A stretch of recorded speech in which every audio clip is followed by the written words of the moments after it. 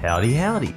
On streaming platforms, we've seen a lot of adult cartoons come and go in the blink of an eye. Some were severely hated by the public, or just not what people were looking for. Let's look at the most divisive of some of them, and why some were mysteriously cancelled. This is the failed or most hated modern adult cartoons. Like with the kids cartoon video before this, I'll be focusing on cartoons from 2020 onwards. But I may throw in a few exceptions from 2016 onwards, if they're interesting. And if a cartoon is older but still getting new seasons in the 2020s, I'll consider that modern too. Anyway, I'm pumped. Let's begin. Let's start with number 8. Love it. Hate it. Love it. Hate it. Modern Family Guy.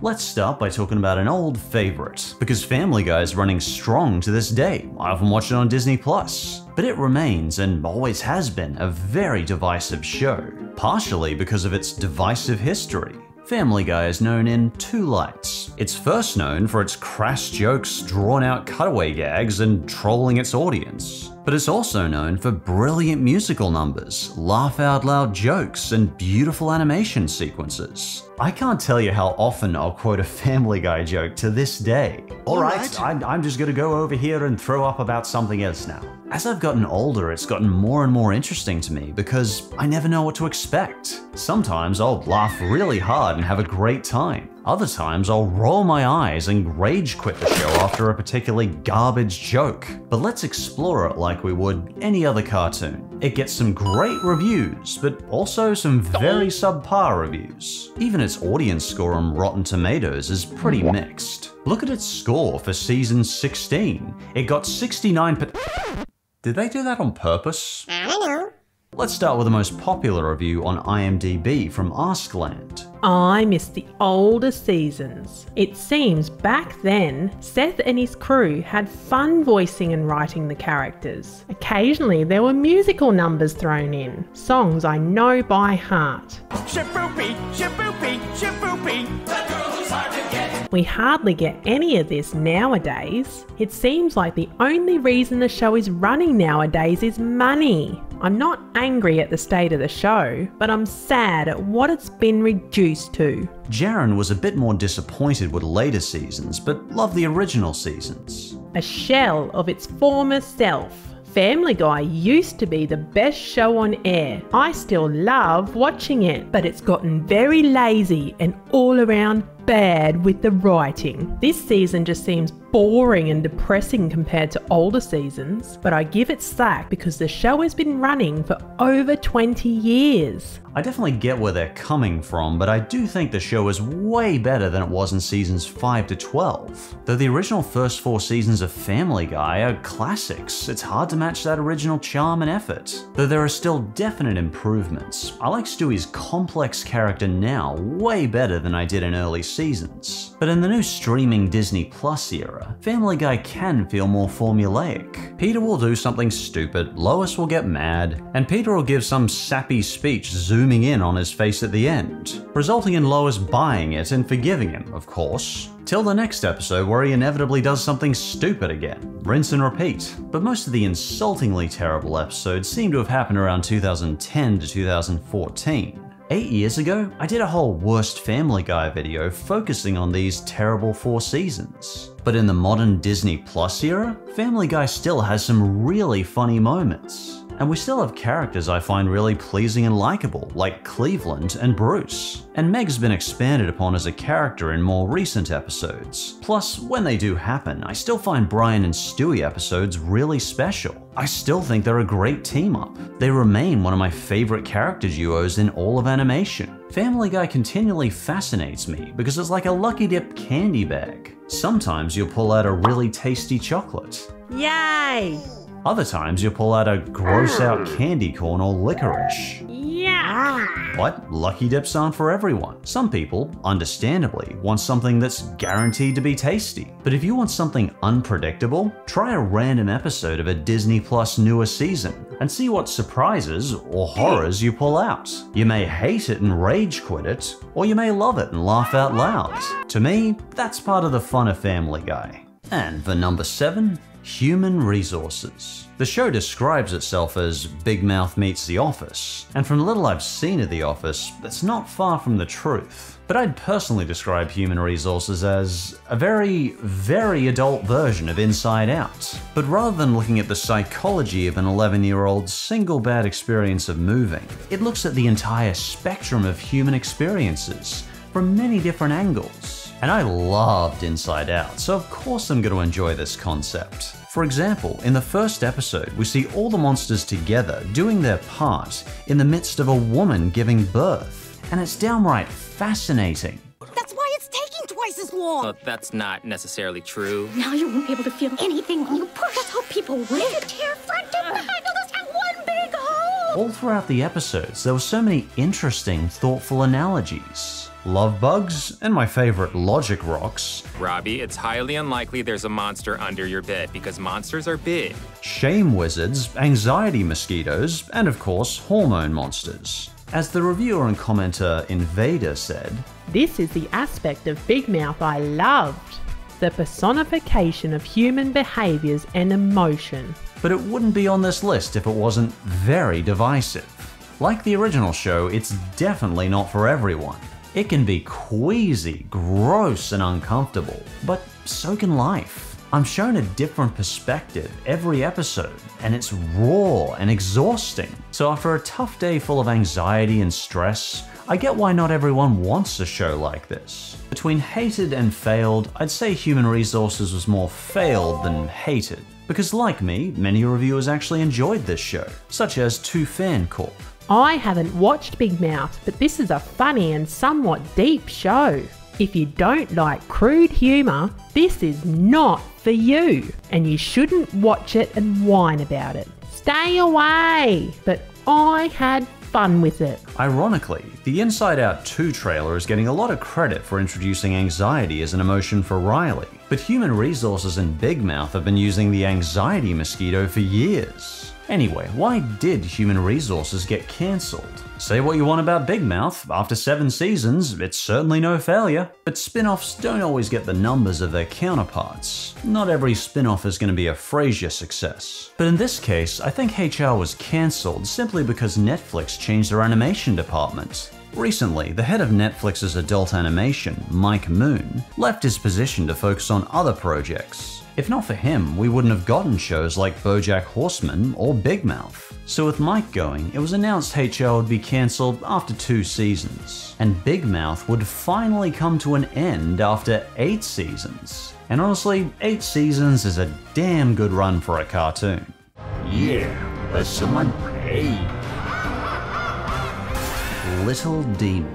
Now, I get you probably never heard of this show, but hear me out, there's a very cryptic reason you probably haven't. The show received very positive reviews with 81% on Rotten Tomatoes, but it was mysteriously removed from its streaming services and cancelled after only premiering for 2 months. I only even learnt about the show because a community member on Twitter told me about it, and they mentioned it disappeared while they were trying to watch it. It's a show actually about the Antichrist, and once I finally managed to purchase it, I did enjoy it. But the few YouTube trailers I could find only added to the creepiness. Look at this comment here from one of the videos. I've looked everywhere for this show and it's nowhere to be found. Sad face.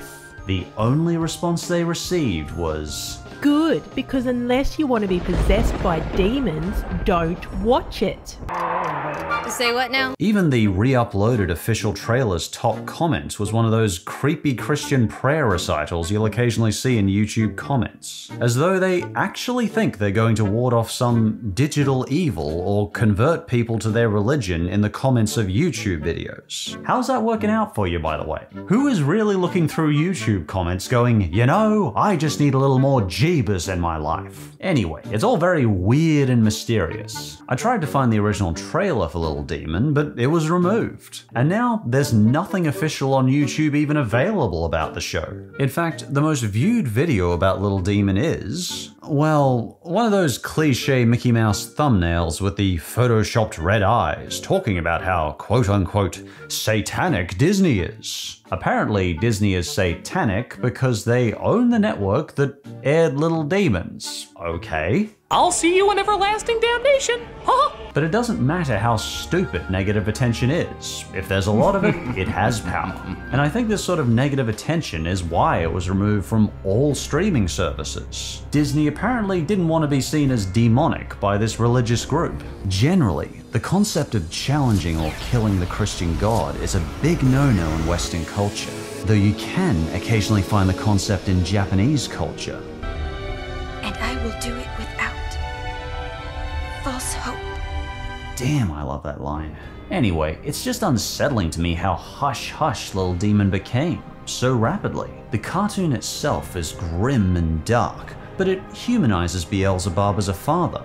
And Satan is voiced by Danny DeVito. Why not? It'll be like an anarchistic, socialist utopia. There's a real sense of class to Little Demon. The animation is very slick and stylish, and the color scheme is beautiful. And it's a nice surprise to see Danny DeVito still acting and picking up such an unorthodox role. Little Demon mainly focuses around Satan's daughter. She meets her dad and goes on to learn the ropes of being a demon, causing horrifying exorcism situations, that sort of jazz. Honestly, the more I saw how this quality animation was just hushed away, the angrier I became. But I think you get the general gist at this point, so I'll try and walk away with some composure. You keep doing what your dad's doing, that evil will spread in you, and you'll be a soulless shell of a human and become, honestly, like a successful CEO in all likelihood. Number 5. Close Enough. I remember watching this one, but I was surprised to find it was cancelled by HBO Max. Then a month later, it was removed from their service altogether. The show was eventually made available on Netflix, but then in 2023, it was removed from Netflix as well. It is now streaming nowhere. What the hell is going on? There was certainly nothing horrible about this cartoon that I could see. I watched the entire first season and honestly, I find it adorable. And it's a premise I personally haven't seen in animation before. Emily and Josh are two financially struggling millennial parents with their young daughter, roommating with two divorced friends in a Los Angeles duplex. Close Enough was created by James Quintel, also known for creating Regular Show, a show I personally wasn't a big fan of, but if you've seen Regular Show, you'll probably recognize his animation style. Perhaps I like this cartoon better because it had problems I could personally relate to more as a 30-something millennial. Bills, money, having a social life, taking care of family, that usual jazz. It's a funny combination of slice-of-life sitcom with completely absurd and unpredictable stories. I think Owen summed it up well in their review on IMDb. Millennial surrealism. I just couldn't put my finger on why it would be removed from two streaming platforms, one after the other. It seems like streaming platforms tossed this cartoon around like a hot potato. Apparently what happened is, back in 2022, HBO Max purged nearly 40 titles, including Close Enough, Infinity Train, OKKO, and The Not Too Late Show with Elmo. Not Elmo? Who would do that? Some of the animation community was not pleased with Close Enough or Elmo being removed. For example, the creator of Infinity Train updated his Twitter to read, The creator of Infinity Train, a show that got pulled from HBO Max and can now only be pirated. Perhaps the most sobering tweet was from the art director of Twig and Seek. Like, yeah, I can go on a pirate streaming website to watch episodes, but my kids can't. I made this for them. Close Enough was originally given a home after being booted from HBO Max on Netflix, until of course Netflix lost the rights and it was removed from there too. The failure this time wasn't to do with unhappy crowds. It was actually because Netflix didn't own the show. Close Enough is ultimately owned by Warner Brothers and Cartoon Network. So due to some bullcrap licensing issues, hundreds, possibly thousands of hours of hard work of animation will ultimately not be able to be streamed by people. Yep, as of this video's date, Close Enough officially streams nowhere, except on pirate sites. Warner Brothers, what are you doing? I thought you were trying to stop piracy, not encourage it. But if you are really keen to still check it out, I purchased bits of what I originally saw on YouTube Movies. Not all of it, just some of it. Nice work, guys. Your parents probably won't let you watch this show, but have you seen this one? Oh, I certainly know this one. Number 4. Big Mouth. Yeah, technically it started in 2017, but it has 7 seasons well into the 2020s, and Netflix says it has more than 1 billion hours of accumulated watch time. However, much like its spin-off, it is extremely contentious. I may not be one of those people, but I know from YouTube there's plenty. Fun fact, I was one of the few YouTube critics at the time the show was released to speak out about a lot of the positive aspects of the show, not just the negative. It was being blasted everywhere, so I tried to get some across some of its good qualities. Big Mouth is so divisive, it's like the entire community split 50-50 between liking it and hating it. That may sound hyperbolic, but by now you've probably watched it and you could probably tell me whether you liked it or you've never want to watch an episode again. Personally, I like the first few seasons, despite some of the cringe. But a lot of that cringe comes from its honesty. Take this review here. I'm so happy I finally found a show that was brutally honest and funny. Finally, we have a show without barriers that is true to the core of my inner fluidity. Inner fluidity, I love how flowery that word is. In this context, I think fluidity means my inner instability, like the unstable emotions in Inside Out. But I think Harry's review really captures that endless divisiveness of the show. I hate Big Mouth. I don't want to like this show. It's everything I think isn't funny on TV, but it makes me consistently laugh. And yeah, I get that. A lot of the humor is crass sexual jokes, but there's a deep tenderness and understanding of human vulnerability within that humor. And the exceptional voice cast really make it shine. I still remember how hilarious their table read was when they were raising charity money for Feeding America. I think the reviewer McDuff really captured the show's magic in one sentence. As offensive as South Park, but as tender as the Wonder Years. And it may sound like sacrilege, but that's why I personally prefer a show like Big Mouth over South Park.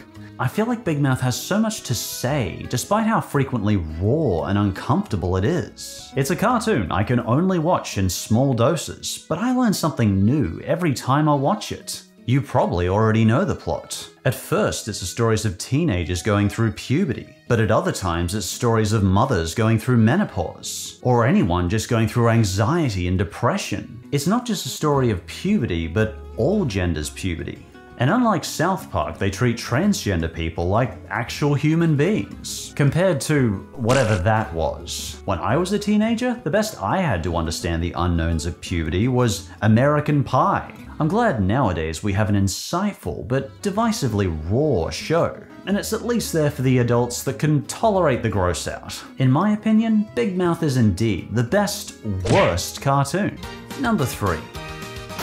Love it. Hate it. Crossing Swords. Well, their marketing team sucked because that title card just really says it all, doesn't it? A cheap-looking figurine blaring out profanity with a name that is a crude sneer to the senses. It's like, haha, I said a rude word and you can't stop me. No, we can't, Crossing Swords, but negative attention and low views can. You're in my worst nightmare. And I wasn't wrong, because the show was cancelled and ended on a cliffhanger. This is definitely among the more divisive cartoons I've seen, with 27% from critics on Rotten Tomatoes, but 85% from the audience. And the critics' consensus really stood out to me. Crass and cruel. Crossing Swords bleeds its thin premise dry. Or this review from the critic Brad. The quaintness of its adorable wooden set design is defiled by filthy dialogue and visuals. And I agree, the animation style is charming. They make all the characters these wooden peg people, and it's really unique.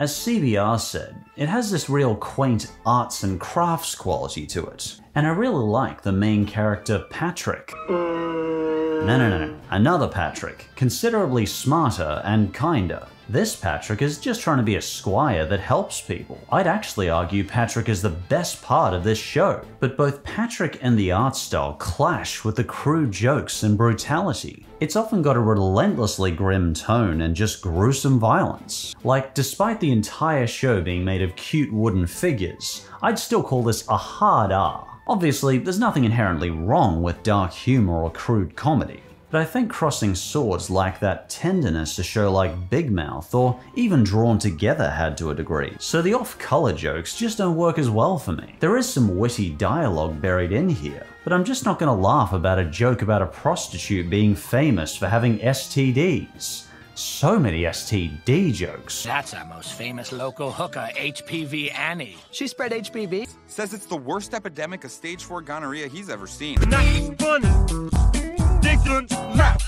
But despite all these jokes that just don't work, I've still found Patrick such a charming main character, and the visuals are so unique. I love this style. I actually ended up watching the whole first season, but like it or not, the main problem with this show is that nobody watched it. In fact, when I looked up clips of the show on YouTube, even they didn't know what I was watching. The algorithm thought I was watching Robot Chicken. Yeah, these AIs are totally gonna replace us any day now. Maybe someday, but not for a long time.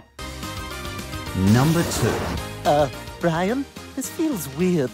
The Prince. Aiming a cartoon about the Prince of England at millennials. Not the smartest move. As far as I've seen, the younger generations generally don't give two craps about the monarchy. The Prince is about the most clear example I've ever seen at aiming at the wrong demographic. See, if they'd made this show live action and aimed it at the over 60s, they might have got some attention. Some older generations grew up with an acceptance of authority and were more willing to listen to authoritative voices. Even if those voices have done nothing to actually earn that respect and authority, they've just inherited it. But for millennials and the even younger Gen Z, why would we care about a cartoon about Prince Philip? Particularly when it's a cartoon about how elitist and snobby he is. Didn't they get the memo about Alan Gregory? It definitely didn't work. You thought Alan Gregory was obnoxious? Well, he is, but Prince Philip is pretty annoying too. Let's just start by looking at the trailer alone. Excuse me, do you have any tea that doesn't taste like piss? Wow, that wasn't funny at all. I guess it's meant to be funny because he's an incredibly sheltered and privileged part of the 1% that barely anyone watching can actually relate to. After a massive global plague, recession threats, a housing crisis, and a recent rise in homelessness, this crap gets harder to laugh at every year. Fortunately, HBO Max quickly realized the terrible mistake they'd made and cancelled The Prince after one season. Plus, the series ran into problems even in production, as Prince Philip had passed away before the series was even released. So the show received a respectful delay, and props for that. Anyway, we'll keep this quick, as even straight-faced Wikipedia admits this show received an overwhelmingly negative reception. And I think Bojo's review summed this trash up pretty well. Mirthless garbage and cheap shots, a boring ego project, a tired, classless and totally unnecessary attempt at cashing in on passe tabloid pop culture. I don't like it. Yeah, I don't either, Bojo. And we had a few to choose from here. So before number 1, here's a few quick honourable and dishonourable mentions. The Clone High reboot. Wait, how is this even an adult cartoon? It's labelled TV-14, so it's at least not for kids. But it's not specifically for adults, so I left it as an honourable mention, because a fair few community members on Twitter really wanted me to talk about it. So I never saw the original Clone High, but even the trailer of the reboot is unpleasant to me. Was the original this raunchy and awful? I noticed some YouTube reviewers calling it pandering, and I certainly get that impression too. I feel like there is a lot of potential in this premise, cloning famous figures in history and bringing them into the present day. But I'm mostly just seeing a lot of cheap, smutty jokes. Again, nothing wrong with smut, but if that's all you're showing, it's just kind of boring. You know how to make romance less attractive? You show a bunch of cheap computer-animated characters jumping each other's bones. According to fans, the original wasn't this stupid and pandering. I can certainly understand why the fans of the original show were so mad about this reboot.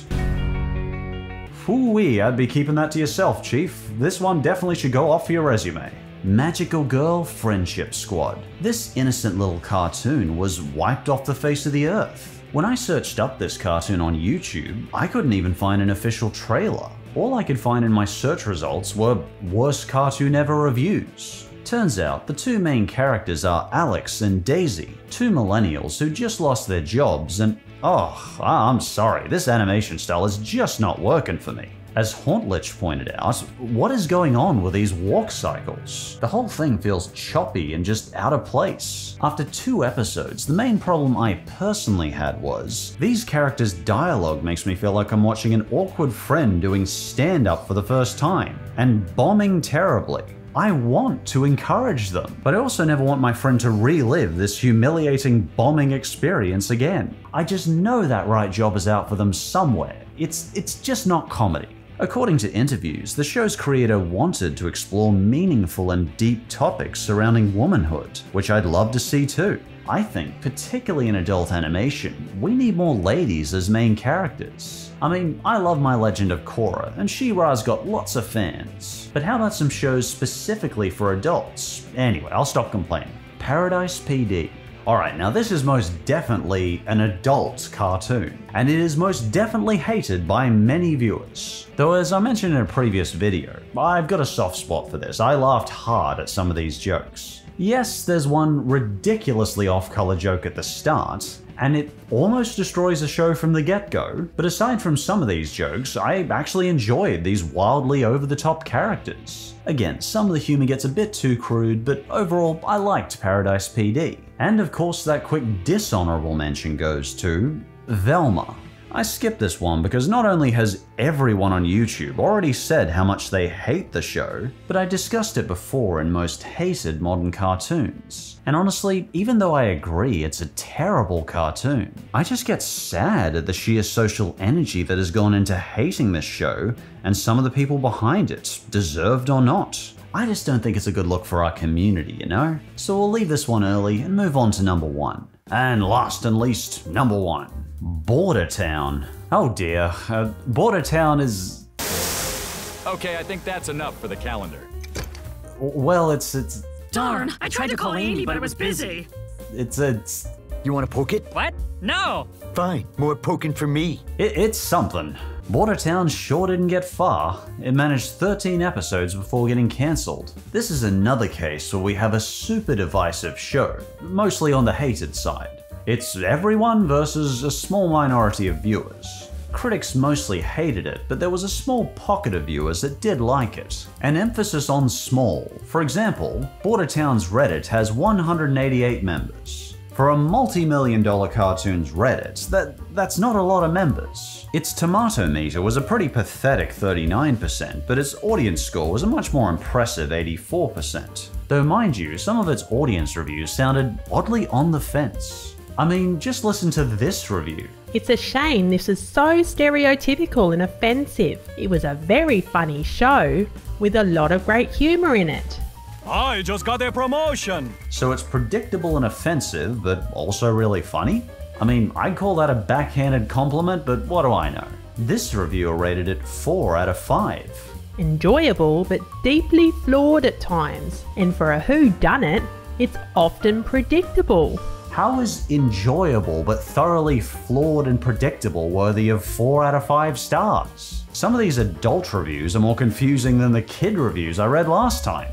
Mature television at its best. Season 2 has greatly improved the quality of the show. What are you talking about? There wasn't a season 2. Is anyone actually reading these Rotten Tomatoes reviews? Anyway, the critics describe Bordertown jokes as crass and desperate. And I would say yes and no. Occasionally, it can be more tasteful than Family Guy. You're pregnant with our baby? How could this even happen? But most of the time, it's bleh. That's racist even for you, bud. The biggest shame to Bordertown is I think there were good intentions behind this cartoon. The show tries to discuss important issues like race, class, and immigration. But sadly, 99% of those jokes didn't even make me smirk. I mean, can you even explain this joke to me? Whoa! Uh-oh! Quicksand! Quicksand is so dumb. I mean, I guess it was kind of an animation-based joke, but I don't know. Bud is the main character. He's a dad who works at the Border Patrol in Mexifornia. He's like Peter Griffin, but racist and horrible. There is nothing worse than a Mexican with glasses. And that gets us to one of the main complaints with critics. People complain the characters were underdeveloped and just extreme stereotypes. And yeah, sadly I'd agree. Probably my favorite part of the show is Becky and JC. Becky! Ah, JC! I'm so the daughter and the son of the two main dads. Despite JC being a far left one-note stereotype, I think they're a nice couple. If you look at Family Guy, nearly 100% of the romantic relationships on that show are miserable. But JC and Becky are genuinely warm and fond of each other. And that's refreshing in a Seth MacFarlane branded show. I mean, it's not often in American Dad or Family Guy that two characters are just genuinely happy together. But sadly, that's about the only refreshing new concept that Bordertown gave us. Some adult cartoons are hated, others are failures. Bordertown managed to be the unfortunate combination of a hated, absolute flop of a failure. Ah well, better luck next time. You know, there are a ton of potential choices to this list, and I'd enjoy hearing adult cartoons you didn't like or simply didn't succeed. Or if you just want to say hi, feel free to leave a message in the comments below. And as always, thanks for watching, and hopefully I'll see you next time. Today's member question is from Lady Depravity 570.